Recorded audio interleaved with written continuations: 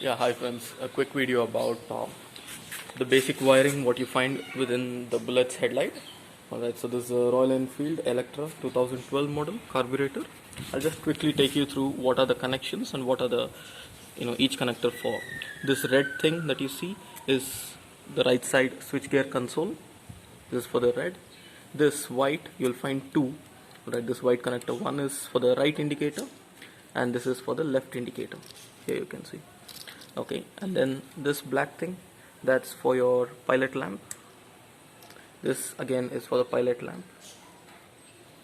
Alright, this white connector that you see, it comes from your ammeter.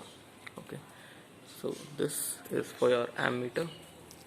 Alright, this thing that you see, just the 2-pin coupler, this is for your key.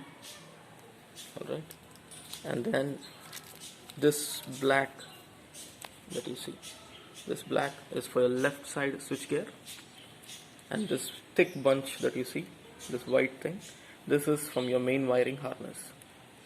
Okay, now here you see these two dead pins. These are for the idler lamp, the pilot lamp that you find here.